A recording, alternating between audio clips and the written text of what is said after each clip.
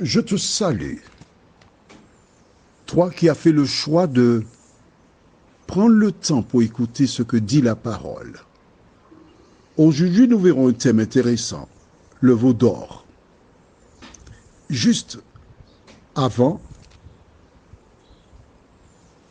prions. Notre Seigneur et notre Dieu, nous venons vers toi en cet instant parce que plus que jamais nous touchons du doigt à la réalité.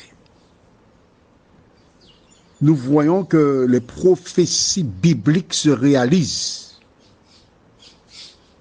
Tandis que notre société est endormie et que des femmes et des hommes se contentent de regarder passer le cortège diabolique, que le Saint-Esprit nous aide à comprendre ce qui se passe, afin que nous puissions nous ressaisir, car l'heure est grave. Merci Seigneur de nous entendre. Nous t'avons prié au nom de Jésus pour ta gloire éternelle. Amen. Nous savons et nous connaissons les Jeux Olympiques. Du reste, ce sera bientôt à Paris. Des athlètes du monde entier viendront pour suivre cet événement. Mais il existe aussi les Jeux du Commonwealth, des pays affiliés à la Grande-Bretagne. Et dans la vidéo que nous avons vue, ils ont fait un taureau de bronze. Alors pour rappel, lors des Jeux Olympiques, la médaille d'or, c'est pour le premier, médaille d'argent pour le second et médaille de bronze pour le troisième. Un veau d'or pour l'inauguration de cette manifestation.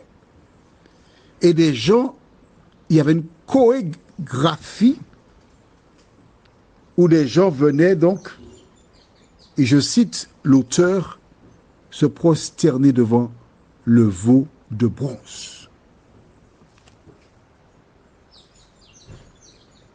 Je te rappelle que la Grande-Bretagne est un pays où tu trouves des anglicans. Les anglicans sont donc les personnes qui ont une église qu'on appelle l'église anglicane. Il y a beaucoup de protestants qui font partie de cette dite église. Et voici donc des sportifs qui se trouvent dans un lieu avec un taureau de bronze. Qu'y a-t-il de grave à cela? Prenons la Bible au livre d'Exode, chapitre 32. Les enfants d'Israël ont laissé l'Égypte de manière miraculeuse. Dieu ouvrit la mer Rouge et ils se rendaient vers la terre promise. Et tandis qu'ils se rendaient donc vers cette terre promise, il fallait qu'ils se purifient, c'est-à-dire que tout ce qu'ils avaient appris en Égypte, qu'ils abandonnent tout cela, car ils ne pouvaient pas emmener sur la terre promise les choses du monde qu'ils avaient vues en Égypte. Alors, Moïse monta sur la montagne afin de recevoir de Dieu les tables de la loi et d'autres directives. Et pendant qu'il s'y trouvait, que se passe-t-il? Le peuple, ne le voyant pas venir, ils vont se laisser avoir par Satan. Lisons dans Exode 32, les versets 1 à 7. Le peuple, voyant que Moïse tardait à descendre de la montagne, s'assembla autour d'Aaron et lui dit: « Allons, fais-nous un Dieu qui marche devant nous, car ce Moïse, cet homme qui nous a fait sortir du pays d'Égypte, nous ne savons ce qu'il est devenu. Aaron leur dit, ôtez les anneaux d'or qui sont aux oreilles de vos femmes, de vos fils et de vos filles, et apportez-les-moi.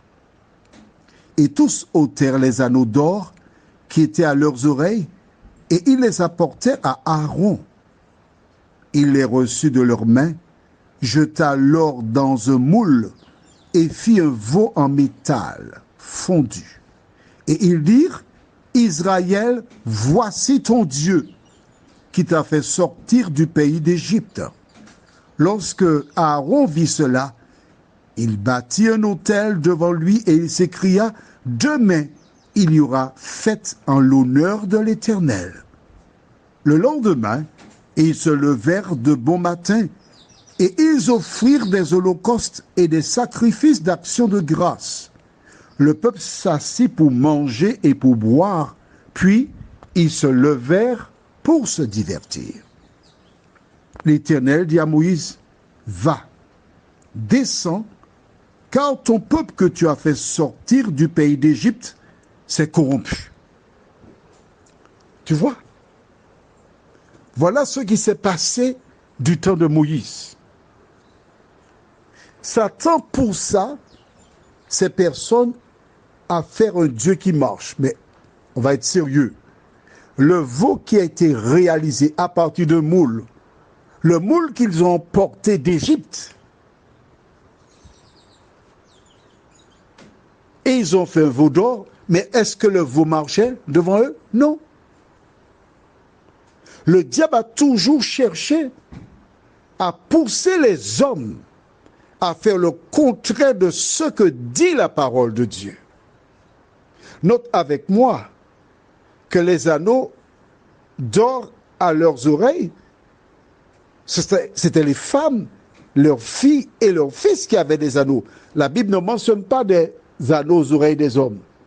Ce qui veut dire que lorsqu'on était esclave, on avait des anneaux en or. Et quand ils laissèrent l'Égypte, ils se sont débarrassés de manière particulière des anneaux. Et ils ont dit, Israël, voici ton Dieu. Ils ont réduit Dieu à une idole. Voilà pourquoi Dieu déclare au verset 7, ton peuple que tu as fait sortir du pays d'Égypte s'est corrompu. Moïse descendit. Il fit le nécessaire pour clarifier la situation. Puis, lisons toujours au même chapitre 32, verset 30 et suivant. Le lendemain, Moïse dit au peuple, vous avez commis un grand péché. Je vais maintenant monter vers l'Éternel. J'obtiendrai peut-être le pardon de votre péché. Moïse retourna vers l'Éternel et dit, ah, ce peuple a commis un grand péché. Ils se sont fait un Dieu d'or. Pardonne maintenant leurs péchés. Sinon, efface-moi de ton livre que tu as écrit. L'Éternel dit à Moïse, c'est celui qui a péché contre moi que j'effacerai de mon livre. Ces versets de la Bible nous indiquent que Dieu ne prend pas plaisir aux idoles. Que Dieu déclara à Moïse que c'est celui qui a péché. Qu'est-ce que le péché? Nous avons déjà eu l'occasion d'en parler. 1 Jean 3, verset 4 déclare « Quiconque pêche transgresse la loi, et le péché est la transgression de la loi. » Quels péchés ont-ils commis? Allons dans Exode chapitre 20. Et je lis à partir du verset 4 et le verset 5. Tu ne te feras point d'image taillée, ni de représentation quelconque des choses qui sont en haut dans les cieux, qui sont en bas sur la terre, et qui sont dans les eaux plus bas que la terre.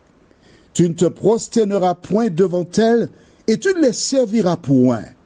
Car moi, l'Éternel, ton Dieu, je suis un Dieu jaloux qui punit l'iniquité des pères sur les enfants jusqu'à la 3e et à la 4e génération de ceux qui me haïssent. Les enfants d'Israël qui firent le veau d'or, firent le contraire de ce commandement de Dieu. Voilà pourquoi Moïse a dit, ils ont commis un grand péché. Aujourd'hui, tu penses que c'est par hasard qu'à ces jeux, on ait introduit cet animal en bronze? Le même diable qui incita par le passé les enfants d'Israël de se révolter contre Dieu en faisant le veau d'or, aujourd'hui, il continue à pousser des femmes et des hommes à défier Dieu. Et toi, où te trouves-tu? Prions. Seigneur, nous voyons que l'histoire est un perpétuel recommencement. Nous voyons comment l'ennemi est toujours à l'œuvre, cherchant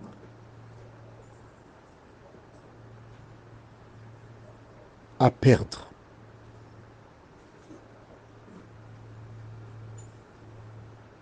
Détruire celles et ceux qui ne lisent pas la Bible.